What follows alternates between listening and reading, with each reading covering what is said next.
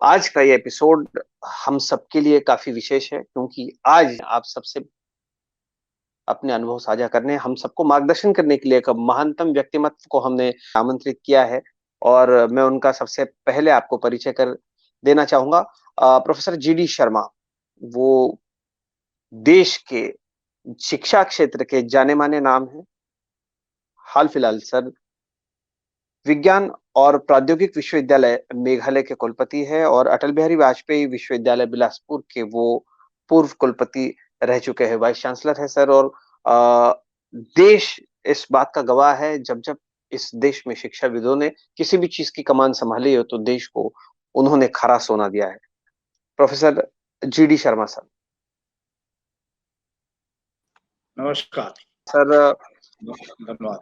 हमारे देश की अगर एक सही मायने में पहचान है तो भारत वेद काल से विश्व गुरु है और अगर हमारे देश को हम विश्व गुरु कहते हैं तो वो ज्ञान की वजह से कहते हैं और आप जैसे ज्ञानी शिक्षा क्षेत्र में हजारों साल से इस मिट्टी में दिए हैं और ये हमारी परंपरा रही है। सर आप जिस पद पर आज है उस पद जिस पद की गरिमा आप बढ़ा रहे हैं, हम सबको ये लगता है कि आप जैसे शिक्षाविद कुछ अलग सोचते हैं, कुछ नया सोचते हैं तो शिक्षा क्षेत्र में क्रांति होती है। सर एनयूएसएसडी के बारे में जब अटल बिहारी वाजपेयी विश्वविद्यालय के आप कुलगुरु थे, किस तरीके से आपकी यादें जुड़ी हुई है और सबसे पहले तो एनयूएसएसडी के बारे में ही मैं आपसे जानना चाहूंगा कि आप क्या कहेंगे? बहुत बहुत धन्यवाद अजीत जी।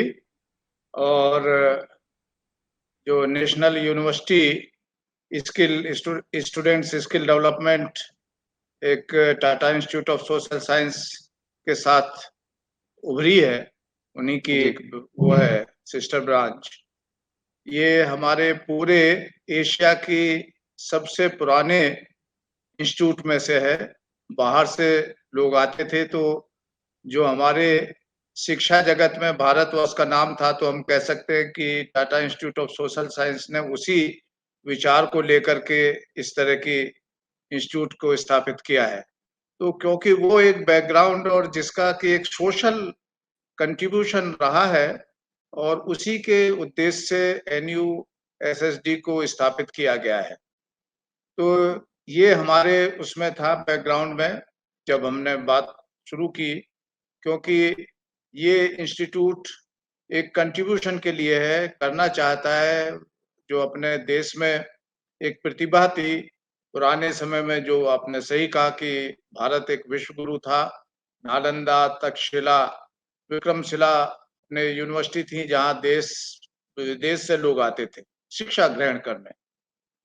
क्योंकि वेदों के टाइम से ही हमारा उद्देश्य भारतीय संस्कृति का रहा है कि शिक्षा के माध्यम से हम एक प्रकृति में बैलेंस क्रिएट कर सकते हैं और जो हमारे आसपास रिसोर्सेस है उनका सही उपयोग करके भविष्य को ध्यान में रखते हुए वो हमारे लिए सब कुछ दे सकते हैं जो जीवन के लिए चाहिए। तो जीवन पद्धति का विकास शिक्षा के माध्यम से, और इसी को लेकर के, क्योंकि जो 1835 में मैकेले ने देखा था कि हमारे भारतवर्ष में हर व्यक्ति के अंदर सेल्फ कॉन्फिडेंस इतना हाई एस्टीम था कि जो कुछ भी हमारे पास है हम संतुष्ट हैं, और ये संतुष्ट होना बहुत जरूरी है। हमारे रिसोर्सेस, हमारे बैलेंस प्रकृति के साथ बहुत अच्छे थे और समाज से जुड़े हुए थे। देखिए, सबसे बड़ी बात थी कि शिक्षा समाज से जुड़ी थी और जिस समाज में जिस जगह को जैसी शिक्षा चाहिए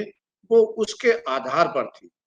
तो ये जो बैलेंस था, ये क्योंकि अंग्रेजों की शिक्षा ने तोड़ दिया था, ये हमारे गांधी जी ने भी इसको पहचाना और उनका उद्देश्य यही था कि शिक्षा की नई तालीम होनी चाहिए। जैसे ही हम आजाद हों, नई तालीम आनी चाहिए, और उन्होंने ये नई तालीम के 3 आधार बताए कि वो नई तालीम हमारी हैंड, हार्ट एंड माइंड, ये 3 चीज होनी चाहिए।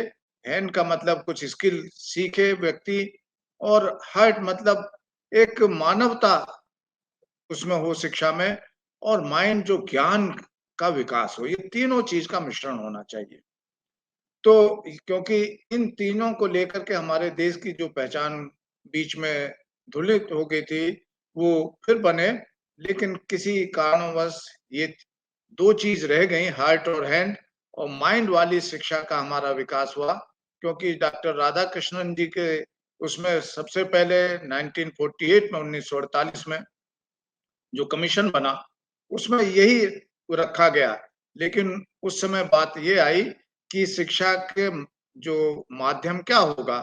क्योंकि इतना बड़ा देश है और इतना वो है, पहले हमारे प्राचीन समय में पाली या संस्कृत में शिक्षा होती थी। अब इसी बीच में करीब 150 वर्ष में अंग्रेजी में शिक्षा होने लगी, उच्च शिक्षा। तो ये एकदम शिफ्ट करना बड़ी एक चैलेंज की बात थी। इसलिए अंग्रेजी में ही उच्च शिक्षा चालू की गई। देखिए, अब ये कितना छोटा-सा डिसीजन था, लेकिन बहुत इम्पोर्टेंट था उस समय कि अगर हम उसको उसी में ले आते, तो फिर हम जुड़ जाते। जैसे जो गैप था, लेकिन क्योंकि वो हुआ और धीरे-धीरे हमारा आज तक ये हो गया, कई हमारे कमीशन बने, कोठारी कमीशन बना, बहुत परिवर्तन दिए गए समय-समय के अनुसार। जो 1984-86 में फिर वो हुआ, जो यूजीसी के चेयरमैन थे प्रोफेसर यशपाल, उन्होंने भी दिया। तो परिवर्तन तो हमेशा होते रहे, क्योंकि उस समय प्रौढ़ शिक्षा जो इंदिरा गांधी ओपन यूनिवर्सिटी थी, उसकी उत्पत्ति उसी कमीशन के वजह से हुई। और लेकिन क्योंकि बहुत जो शिक्षा के इंस्टीट्यूट इतने बन गए थे, उसको क्वालिटी के लिए नैक का 92 के बाद में इसीलिए हुआ उस कमेटी के द्वारा कि नहीं, क्वालिटी मेंटेन करनी जरूरी है। लेकिन ये इतना गैप हो गया था कि टेक्नोलॉजी इतनी तेजी से बढ़ रही थी और हम उसको कैच अप नहीं कर रहे थे। हम वेस्ट की और इसकी शिक्षा से करीब 30-40 वर्ष पीछे जा रहे थे। तो एनयूएसडी का जो एसएसडी का वो था उद्देश्य, वो था कि हम इस शिक्षा में क्या बदलाव लाए। हम इस शिक्षा को बेसिक उसको ना बदलें, लेकिन इसी में क्या हम वो कर सकते हैं। तो हम लोगों ने हम अभी भी याद है कि 2015 से हम लोगों ने शुरुआत की। जो एनयूएसएसडी के हमारे जो डायरेक्टर थे तन्मय नायक और उनका ग्रुप आया और ये बात हुई कि यहाँ क्या किया जा सकता है। तो गवर्नमेंट की यूनिवर्सिटी थी, इसलिए हमने कहा गवर्नमेंट की परमिशन की जरूरत होगी। अगर प्राइवेट जैसा है तो उसमें ज्यादा समस्या नहीं होती है, तुरंत हम शुरू कर सकते हैं। आज डिसीजन लें, कल हम स्टार्ट कर सकते हैं, ये एक बेनिफिट है। और हमने कई उदाहरण भी दिए कि जो विदेशों में भी, चाहे वो हार्वर्ड यूनिवर्सिटी हो या कोई हो, वो गवर्नमेंट यूनिवर्सिटी नहीं है, प्राइवेट यूनिवर्सिटी, क्योंकि वो तुरंत डिसीजन इम्प्लीमेंट कर देते हैं। तो डिसीजन तो बहुत अच्छा हो सकता है, पॉलिसी बहुत अच्छी हो सकती है, लेकिन उससे ज्यादा इम्पोर्टेंट जो है उसका इम्प्लीमेंटेशन है। और हम लोगों के यहाँ हमने जो देखा है वो इम्प्लीमेंटेशन की होती है थोड़ी दिक्कत। तो गवर्नमेंट की परमिशन ली। आपको जान करके आश्चर्य होगा कि जब एनयूएसएसडी के प्रपोजल आया तो ये हुआ कि भाई फीस जो है वो करीब 10,000 के और स्टेट में है। तो हमने कहा कि यहाँ के बच्चे ज्यादातर ट्राइबल है, 42%, और हम इसको चाहेंगे कि ये किसी तरह से कम हो। तो हम लोगों ने काफी बातें की और अल्टीमेटली ये हुआ कि 2,000 रुपए फीस देगी जाएगी, क्योंकि जैसा आप जानते हैं गवर्नमेंट यूनिवर्सिटी में तो फीस नाम के लिए ही होती है। तो इसको भी हम लोगों ने, और मैं अप्रिशिएट करना चाहूंगा कि सीएसआर के अंतर्गत एचडीएफसी बैंक, प्राइवेट बैंक, वो फॉरवर्ड आए और उन्होंने इसको रिड्यूस किया। और हम लोगों की ये शर्त थी कि इसके कोर्स ऐसे बने जो एम्प्लॉयबिलिटी के लिए जाने जाए। तो क्या किया जाए? तो 6 महीने हम लोगों ने स्पेंड किए अजीत जी कि इस क्षेत्र के लिए क्या जरूरत है। जनरली होता क्या है कि हम यूजीसी के सिलेबस अडॉप्ट कर लेते हैं और जो क्षेत्र की जरूरत होती है उससे कोर्सेज को नहीं कोरिलेट करते। तो जो ज्ञान वाले कोर्सेज चलते रहें, उसको स्किल के साथ एम्प्लॉयबिलिटी एनहेंस करने के लिए क्या जोड़ा जाए। तो आप जैसा जानते हैं छत्तीसगढ़ नेचुरल रिसोर्सेज में बहुत अच्छा है, और वहां पर जो कमी है वो ट्राइबल बच्चे होने की वजह से जो अकाउंट्स वगैरह से रिलेटेड, ऑडिट रिलेटेड बहुत वीक हैं उसमें। तो ये कोर्स लिए गए, यानी 6 महीने हमने वहाँ की ज़रूरत को स्टडी किया, जो आईटी रिलेटेड कोर्स थे। दूसरा ये था कि ट्राइबल होने के नाते बच्चे हेजिटेट करते हैं, झिझकते हैं बात करने में। अपने ज्ञान तो है, लेकिन कैसे एक्सप्रेस कर पाएँ, ये इसमें थोड़ी-सी दिक्कत होती है। इसको पहले तो उनकी प्रतिभा को उभारने के लिए ऐसा कोई कोर्स डिज़ाइन किया जाए, जिससे उनके अंदर एक आत्मविश्वास जागे और जो भी बात कहें, वो कॉन्फिडेंस के साथ में कहें। क्योंकि एक बार आत्मविश्वास आ जाता है व्यक्ति में, तो बड़े से बड़ा काम कर लेता है। और कोई भी नया काम करने के लिए कॉर्पोरेट में या कहीं भी एक आत्मविश्वासी व्यक्ति की ज़रूरत होती है। सबसे पहले, बाकी आपका ज्ञान बाद में है, लेकिन सबसे पहले आत्मविश्वास बहुत ज़रूरी है। तो इस तरह से हम लोगों की शुरुआत हुई कि इस मॉडल को हम लाएँ, जो कि एक नया मॉडल होगा। और ये मॉडल बाद में और स्टेट से रिक्वेस्ट आई, मुझे याद है, तन्मय साहब बताएँगे कि किस तरह से हमारा जो झारखंड और उड़ीसा वगैरह से भी आई कि ये मॉडल बहुत ही सूटेबल है। और शिक्षा में, क्योंकि हमारे लिए एक बहुत बड़ा चुनौती है कि शिक्षा को कैसे हम बच्चों में जो है रोजगार वाली शिक्षा के साथ में जोड़ करके उनको रोजगारी बनाएं, जिससे कि वो कुछ कर सकें, अपने जो उनके अंदर क्षमता है उसको कैसे वो कर सकें।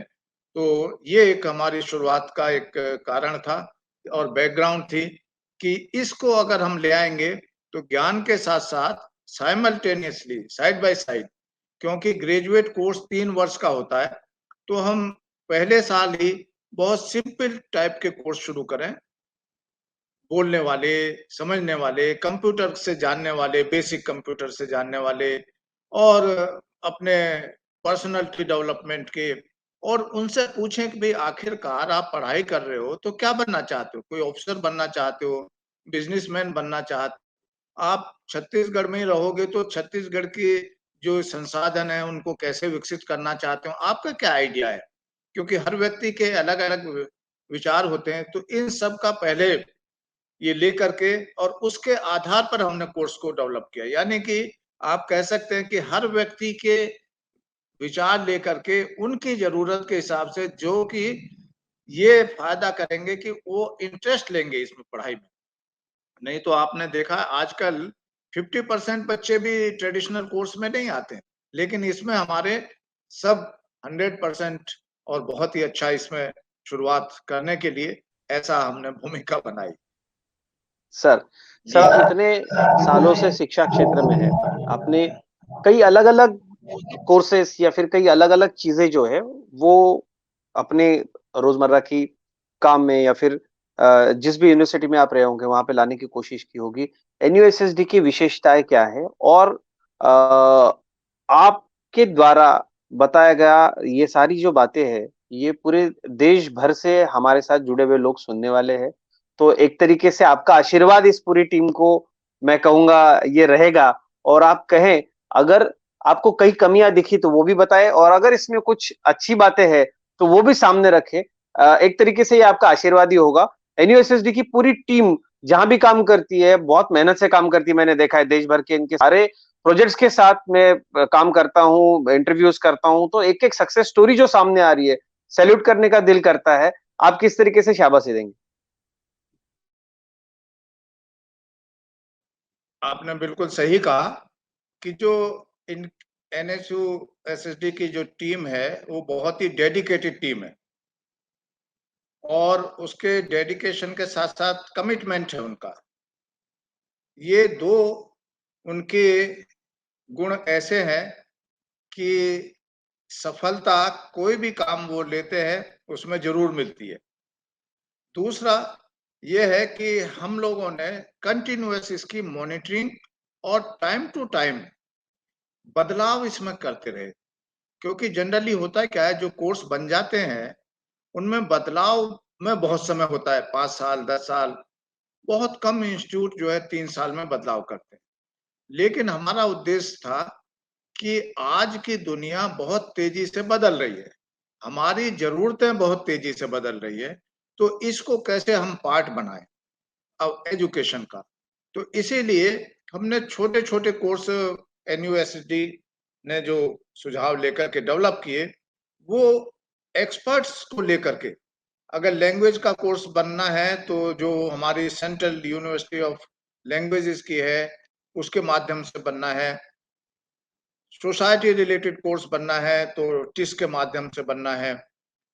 मतलब जो हमारे भारतवर्ष के जो संस्थाएं हैं, प्रतिष्ठित संस्थाएं, उनके एक्सपर्ट्स को लेकर के छोटे कोर्स जो कि मॉड्यूलर फॉर्म में हो और क्रेडिट फॉर्म में हो, कि अगर इनको जरूरत पड़े तो हम इंटीग्रेट भी कर सकते हैं मेन सिलेबस में, जो कि अभी यूजीसी ने अलाउ किया है। पहले उस समय 2015 में वो इतना पार्ट अलाउ नहीं किया था, अब तो रेगुलेशन आ गया है कि हम 40% कोर्सेज को इंटीग्रेट कर सकते हैं। ये चॉइस आ गई है, बहुत बड़ा बदलाव है शिक्षा के क्षेत्र में। तो टाइम टू टाइम जो है उसके रिव्यू करना, मॉनिटर करना और जरूरत के हिसाब से बदलाव लाना। तो अर्ली स्टेज पर जैसे सर्टिफिकेट कोर्स, उसके आगे डिप्लोमा, पीजी डिप्लोमा, तो डिफरेंट लेवल्स के 3 साल में जो बच्चे निकलेंगे वो अलग अलग कोर्सेज के साथ अपनी प्रतिभा लेकर के निकलेंगे और उस इंटरेस्ट से बाहर आएंगे कि उनके अंदर एक नया काम करने की जो क्षमता है उसका विकास हो। तो NUSSD का जो मेन उद्देश्य था कि किस तरह से हम अपने इन बच्चों को एम्प्लॉयबिलिटी के साथ साथ उनके जो सामाजिक दायित्व है उनको भी कैसे विकसित किया जाए। और आपको जानकर के आश्चर्य होगा कि हमारे छत्तीसगढ़ में और विश्वविद्यालयों ने भी किया, लेकिन यहाँ के ट्राइबल बच्चों के होते हुए भी उनके अंदर इतनी प्रतिभा के विकसित हुई कि वो नए नए क्षेत्र में, एक स्टूडेंट ने हमारे होटल मैनेजमेंट करके अपना होटल शुरू किया, उसको जॉब मिला, वो जॉब में नहीं गया। शिक्षा के क्षेत्र में कई कारपोरेट उनको हायर किए, बैंकिंग के सिस्टम में, और ओपनली कहा कि सर जो हमने यहाँ बिलासपुर यूनिवर्सिटी, अटल बिहारी वाजपेयी यूनिवर्सिटी जिसका नाम हुआ, उसका जो हमने वो लिया है इंटरव्यू, उनके अंदर कम्युनिकेशन इतना अच्छा है, कॉन्फिडेंस है, तो हमको तो सबसे पहले यही चाहिए। और जहां भी वो गए बिजनेस बहुत ऊंचा गया, चाहे वो IT से रिलेटेड हो या जो हमारा बैंकिंग से रिलेटेड हो, और जो नए कोर्सेज हम लोगों ने उस समय और भी सोचे हुए थे, जो कि हमारे इंश्योरेंस से रिलेटेड कोर्सेज थे, और जो कोल इंडिया का जो मेन है रिसोर्सेज, उसको किस तरह से प्रोसेसिंग के से रिलेटेड थे, जेम से रिलेटेड, यानी कि हमारे जो सेकेंडरी इंडस्ट्रीज हैं, जो सर्विस इंडस्ट्रीज हैं, उसमें हमारे छात्र छात्राएं कैसे भागीदारी बने। तो वो सिर्फ जॉब के लिए नहीं, लेकिन अपना भी इन रिसोर्सेज को यूज करके, जो प्राकृतिक रिसोर्सेज हैं उनको यूज करके मल्टीपल टाइम्स, जो कई गुना किस तरह से अर्न कर सकते। तो इस तरह के जो कोर्स का एक डिजाइन है, कोर्स डिजाइनिंग, उसकी रिव्यूइंग, मॉनिटरिंग और चेंजिंग, ये जो आधार थे, इनकी वजह से हमको वहां पर काफी अच्छी सफलता देखने को मिली। तो NUSSD की जो टीम थी पूरी, वो नायक साहब टाइम टू टाइम आते रहते थे वहां पर, जो कन्वोकेशन भी कराया वो आए। लेकिन एक और हमारा वो था साथी नरेंद्र, अब तो उसको नायक साहब ने ट्रांसफर कर दिया है दूसरे, वो भी बहुत ही, मतलब शुरू में वही था हम लोग के साथ में, बहुत ही कमिटेड, सौरभ तिवारी, फिर बाद में अजीत जी आ गए। तो टीम छोटी टीम लेकिन मोर इफेक्टिव, और डिलीवरी के मामले में पूरा एक जो कहते हैं ना कंसोर्टियम टाइप का, वो अप्रोच डिलीवरी में रही, और उसकी वजह से बहुत सफलता इन कोर्स को लागू करने में मिली। ये देखते हुए हमारे कई जिले के गवर्नमेंट कॉलेज आए और आपको आश्चर्य होगा जब ये सफलता देखी गई तो गवर्नमेंट ने कहा कि हम बच्चों की 2000 फीस भी नहीं, 1000 भी नहीं, हम तो इसको फ्री करना चाहते हैं। मतलब गवर्नमेंट उसका देगी फीस। ये देखिए, आप तो जानते हैं कि गवर्नमेंट से वो लेनी थोड़ा सा वो लगता है, मुश्किल और समय लगता है, लेकिन इसकी सफलता को देखते हुए हमने जो प्रेजेंटेशन गवर्नमेंट के सामने रखा और नायक साहब ने बताया, तो उन्होंने कहा कि ये बहुत सफल प्रोग्राम है, बहुत अच्छे एम्प्लॉयबिलिटी है और सबसे बड़ी बात ये है कि बच्चे अपनी कल्चर के साथ में और पेरेंट्स के जो उनको जरूरत है ओल्ड एज में, उसमें वो हेल्प कर रहे हैं। तो बहुत ही ये सफल प्रोग्राम रहे। मेरे विचार में तो आज ऐसे ही प्रोग्राम की जरूरत है, बेसिक्स मतलब। फिर है जिसको अभी नई शिक्षा नीति में कहा गया है कि भाई skill, up skill and new skill.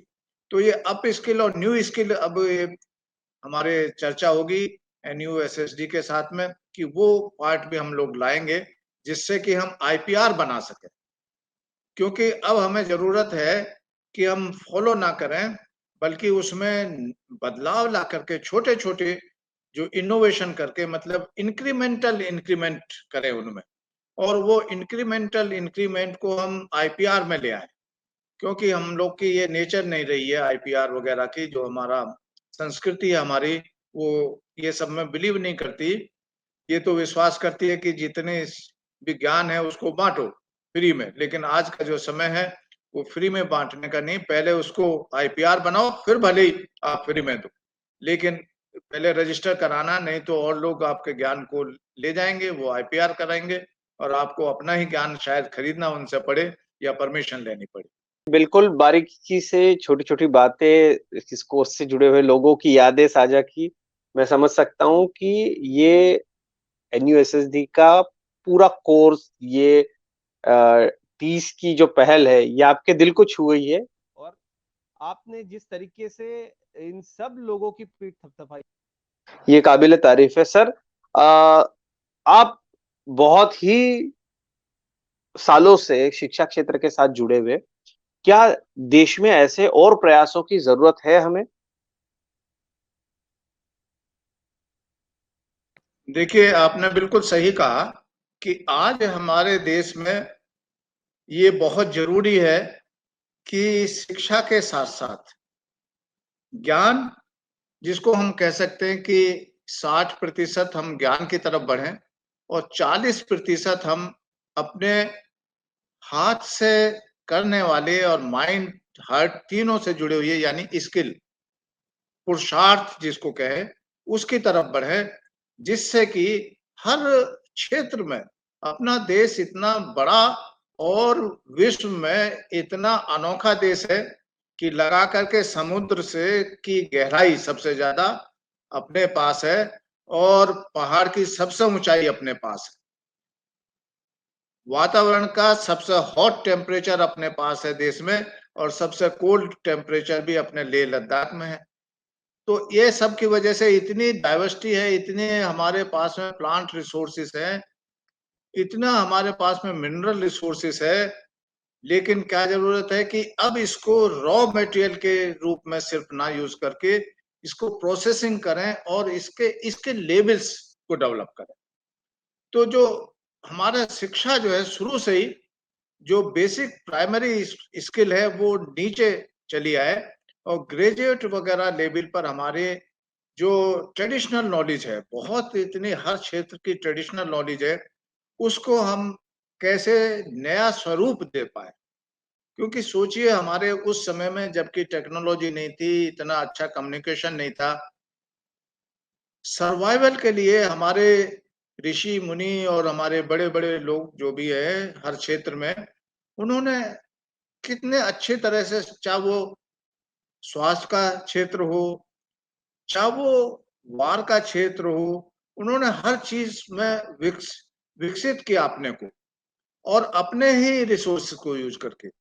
तो अब वो उसको आधार एक बना करके, क्योंकि अब वो इतना सदियों का जो गैप हुआ है और ये गैप क्योंकि हम कंटिन्यू नहीं कर पाए किन्हीं कारणोंवश, अब उनको लेकर के जरूरत है नई शिक्षा की, नई टेक्नोलॉजी की ला करके, और उसको हम न्यू स्किल में ले आए, जिससे कि हम जो हाईएस्ट लेवल जो है, जिसके लिए हमारे स्टूडेंट विदेशों में जाते हैं, वहां ना जा करके यही कुछ इंस्टीट्यूट ऐसे डेवलप किए जाए जो उस क्षेत्र में कार्य करें। अभी हमारा एक क्षेत्र जो आया है, योगा का आया है, और इस योगा में भी हम जो ट्रेडिशनल है उसमें हम जोड़ रहे हैं, लेकिन क्या जरूरत है कि हम न्यूरॉन लेवल पर, कि हमारे इस योगा से न्यूरॉन लेवल पे क्या कम्युनिकेशन हो रहा है, न्यूरॉन्स का जनरेशन रीजनरेशन कैसे हो रहा है। अगर ऐसी चीजें ले आएंगे तो हम फिर पिन पॉइंटेड कर सकते हैं, क्योंकि आज का जो समय है वो वैज्ञानिक युग है। हर व्यक्ति जानना चाहता है कि क्यों हो रहा है, और उसको वो रिपीट अगर कर सकते हैं तभी वो एक्सेप्ट करता है। अगर हम सिर्फ रिपीट नहीं कर पाए और बात ही कहेंगे तो वो एक अंधविश्वास के रूप में चली जाती है। भले ही कितना ही अच्छा ज्ञान हो, लेकिन लोग विश्वास नहीं करते उसको। तो आज जरूरत है कि इन चीजों को हम वैज्ञानिक रूप में ले आए। एक तरफ हमारी ये लोअर लेवल पर एम्प्लॉयबिलिटी वाली शिक्षा चलती रहे, दूसरे लेवल पर हमारी उसको नए एम्प्लॉयबिलिटी क्रिएट करने के लिए, संसाधन क्रिएट करने के लिए हो, और तीसरे लेवल की जो हाई लेवल बने, उसमें किस तरह से हम एकदम नयापन ले आए जो कहीं भी जी विश्व में ना हो और विश्व हमको जी फॉलो करे, तभी हम सर उस आपकी दिशा में बढ़ जी सकते जी हैं। जी सर, आपकी ये सारी सूचनाएं बड़ी मूल्यवान है। मैं एनयूएसएसडी का जो सपना है कि स्किल इंडिया बनाना है, बच्चों को कुछ हम ऐसे स्किलफुल बनाएं कि वो जिस क्षेत्र में जाए उस क्षेत्र में अपनी अलग से पहचान बनाए। सर, आज आप जिस स्थान पर है उस स्थान से आपका मार्गदर्शन इस पूरी टीम के लिए बहुत ही महत्वपूर्ण है, हम सब लोगों के लिए। सर, मैं आपसे एक विनती करना चाहूंगा कि जितने भी पेरेंट्स हमसे जुड़े हुए हैं, जितनी संस्थाएं हमसे जुड़ना चाहती है, जो लोग आगे चल करके हमारे साथ जुड़ना चाहते हैं, आप जैसे शिक्षा क्षेत्र के महान व्यक्ति द्वारा इनको संदेश दिया जाए कि देश के लिए स्किल इंडिया बनना कितना ज्यादा जरूरी है। एनयूएसएसडी जैसे कोर्सेस के बारे में जो आपने विस्तृत रूप से कहा, पहली बार ऐसा हुआ है हमारे साक्षात्कार में कि मैं बिल्कुल सुनता रहा, क्योंकि आप जैसे महान व्यक्ति इस कोर्स के बारे में जो चीजें बोल रहे थे वो लोगों के पास जाना बेहद जरूरी है। तो सर, पेरेंट्स के लिए, जो संस्थाएं हमसे जुड़ना चाहती है उनके लिए और बच्चों के लिए आपका संदेश क्या है? देखिए अजीत जी, आज जरूरत है कि हम जो बेसिक ज्ञान के कोर्स हैं वो तो चलाएं, क्योंकि हमारी जो सरकारी नौकरियां हैं उनमें जो क्वालिफिकेशन मांगी जाती है वो मांगती है ग्रेजुएट इन एनी ब्रांच। तो ग्रेजुएट तो रखें जिससे कि हम तुरंत उन, लेकिन इसमें हमको इंटीग्रेट करना है, जो यूजीसी ने भी अलाउ किया है, स्किल वाले कोर्स। क्योंकि आज मान लीजिए हमारा बच्चा आईएएस बनता है, तो वो सिर्फ ज्ञान ना रख करके उसको भी ये आइडिया हो कि क्या हम विकास कर सकते हैं उस क्षेत्र का, तो वो एक लीड करेगा तो अच्छा लीडर बन सकता है, एडमिनिस्ट्रेटर अच्छा बन सकता है। तो इसलिए आज उसकी भी जरूरत है कि किसी भी लेवल पर स्किल और न्यू स्किल्स का तो कोर्स हमको इंटीग्रेट करना ही चाहिए। दूसरा यह है कि क्योंकि अभी अगर हम स्किल की ही डिग्री देंगे तो उसकी इतनी ज्यादा जॉब नहीं है, और एक साइकोलॉजिकल ये गैप क्रिएट करता है कि स्किल करके हम अपना काम करेंगे तो ठीक है, नहीं तो सरकारी नौकरी कैसे पाएंगे। क्योंकि एक हर एक के व्यक्ति के भारतवर्ष में खास तौर से एक ये है, एक सरकारी नौकरी मिल जाए, क्योंकि उसमें जो है हमारा वो मिलता है कि भाई यहाँ से निकाला नहीं जा सकता, भले काम करे या जो भी है, लेकिन वो ऐसा सिस्टम है। तो इसको ध्यान में रखते हुए हमको हर पेरेंट्स को चाहिए कि अपने बच्चे को ऐसा उस इंस्टीट्यूट में शिक्षा दें जहां पर ज्ञान के साथ साथ, ग्रेजुएशन के साथ साथ स्किल वो सीखे और कुछ नयापन ले आए। क्योंकि वो स्किल सीखेगा तो एक दिन में वो इतना अर्न कर सकता है, उसने 4-6 आईपीआर बना दिए और इंडस्ट्री ने खरीद लिया आईपीआर, कि वो जीवन भर वो नौकरी से नहीं कमा पाएगा। और ये हो सकता है, विदेश में तो यही कर रहे हैं सब। जो यूएस वगैरह के बच्चे हैं वो यही करते हैं, उनका इतना आईपीआर आ रहा है वहां से कि छोटी छोटी चीज में हम सोच नहीं सकते। कोई भी चीज आप उठा करके देख लें, उठा करके चाहे आप ये कलम ले लें, जो आपके पास 5 साल पहले कलम था आज नहीं है, उसमें इतना इम्प्रूवमेंट हो गया है लिखने में और उसके प्रोडक्टिविटी में। आप मोबाइल सिंपली ले लीजिए, नोकिया इतना अच्छा चलता था पिछले 5 साल पहले, आज नोकिया को कोई जानता नहीं है, क्योंकि इतने ट्रांसफॉर्मेशन। लेकिन ये सब बाहर में उस तरह की शिक्षा में हो रहे हैं।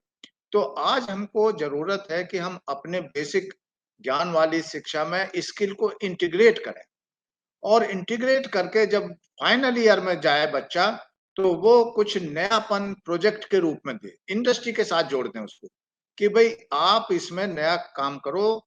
6 महीने बस आपकी यही है, ज्ञान का हो गया पिछले पहले 2 साल में, अब थर्ड ईयर आपका इंडस्ट्री के साथ में है, चाहे वो देश में या विदेश में जहां भी है, और इसमें आप क्या नया जोड़ सकते हो उसके ऊपर उसका असेसमेंट होना चाहिए। और उस जो नया उसने जोड़ा, उसको जो है आप फाइल करवा दीजिए सीधा आईपीआर में, जिससे कोई उसके ज्ञान को ले ना सके। तो मैं तो यही समझता हूँ कि आज हमें बहुत जरूरत है बदलने की, अपने को भी, शिक्षा संस्थानों को भी, और हमारे पेरेंट्स के भी जो माइंडसेट है उनको भी, कि इतना दुनिया में बदलाव हो रहा है। उसका कारण भी ये है, देखिए भारतवर्ष में करीब 65 करोड़ जो हमारे यंग पॉपुलेशन है, और 2025 तक जो वर्क फोर्स की जरूरत होगी, उसमें हर छठा व्यक्ति जो है भारतीय होगा। तो अगर वो भारतीय होगा, तो जब तक वो ज्ञान ना दे सके दूसरों को, तो कैसे लीड करेगा, कैसे अडेप्टेबिलिटी सीखेगा? ये सब हमको सीखने शिक्षा के माध्यम से, फॉर्मल जी शिक्षा के माध्यम से। पहले इनफॉर्मल शिक्षा से हम बहुत बातें सीखते थे, लेकिन आजकल हमको इनफॉर्मल शिक्षा पर कम समय मिल रहा है, क्योंकि हमारे पेरेंट्स वर्किंग में हैं और ये सब है। तो इसलिए फॉर्मल उसमें ये सब मॉड्यूलर फॉर्म में ला करके उनको इंटीग्रेट करके एक टोटल नयापन जिसको कहें वो लाना, जिससे कि हमारी भारतीय शिक्षा की एक वर्ल्ड रिकॉग्निशन मिले, और जो यहाँ के बच्चे हमारे यूथ शिक्षा लेकर के वो करें, पूरे वर्ल्ड को लीड करें। वो तभी जो है हम आने वाले कुछ 5-10 साल में एक नया पूरे विश्व को दे सकते हैं, हर क्षेत्र में दे सकते हैं, क्योंकि हमारे पास में रिसोर्सेज की कोई कमी नहीं है। जी सर एनयूएसएसडी के लिए आज जो आपने शब्द कहे उसके लिए पूरी टीम गौरवान्वित महसूस कर रही है। आपके इन शब्द सुमनों के लिए आपका बहुत बहुत शुक्रिया। और आप जैसे महिमा मंडित व्यक्ति ने एनयूएसएसडी के बारे में आज जो शब्द कहे हैं वो पूरी टीम को एक नया जोश, नई ताकत देने वाले हैं। एनयूएसएसडी की आप जहां भी रहे देश में, एनयूएसएसडी के प्रति, टीस के प्रति आपका प्यार ऐसे ही रहेगा, आपका मार्गदर्शन हमेशा मिलता रहेगा, ऐसी अपेक्षा मैं करता हूँ। बहुत बहुत धन्यवाद। और एनएसयूएसडी को तो हम यहाँ नॉर्थ ईस्ट में ले आएंगे, और यहाँ बहुत अच्छा कार्य होगा। जल्दी जो है नायक साहब को रिक्वेस्ट करेंगे कि अब काफी चीजें वो खुल रही हैं, यहाँ जी विजिट करें, और उनकी एक संस्था यहाँ गुवाहाटी में है, आसाम में, वो सब संस्था को और आगे ले जा करके किस तरह से हम पूरे नॉर्थ ईस्ट के ट्राइबल बच्चे हैं और यहाँ के बच्चे हैं, उनको कैसे हम हेल्प कर सकते हैं शिक्षा के माध्यम से, किस तरह से उनको और आगे विकसित करें, जो यहाँ रिसोर्सेस है उसमें क्या जी योगदान दे सकते हैं। तो एनयूएसएसडी तो हमारे हमेशा साथ में जुड़ा रहेगा, और उनसे तो हमारी हृदय के संबंध है, क्योंकि इतना अच्छे कार्यक्रम सफलतापूर्वक वहाँ उन्होंने चलाए हैं। जी तो हम चाहेंगे कि हमेशा जुड़े रहें, और उनके माध्यम से और संस्थाएं भी बढ़ें, आगे बढ़े, नया रूप लें, क्योंकि एनईपी 2020 में बहुत ज्यादा अपॉर्चुनिटीज हैं, उनका हमको जो लाभ उठा करके आगे अपने शिक्षा को बढ़ाना है, और अपने जो यूथ्स हैं उनके लिए नई अपॉर्चुनिटी का क्रिएट करके एक विश्व गुरु बनने के दिशा में आगे बढ़ने की हमें प्रयास करना चाहिए और जारी रखना चाहिए। धन्यवाद, आपने अवसर दिया अजीत जी। आप जैसे ही महान व्यक्तियों के कारण देश के शिक्षा क्षेत्र में जो भी अच्छी चीजें हैं, देश के बड़े ही दुर्गम विभाग में हाल फिलहाल आप जिस यूनिवर्सिटी का नेतृत्व कर रहे हैं, आपको बहुत बहुत शुभकामनाएं हमारी पूरी टीम की तरफ से, और आपको मैं आदरपूर्वक प्रणाम करता हूँ। धन्यवाद। धन्यवाद, नमस्कार, बहुत अच्छा लगा, धन्यवाद।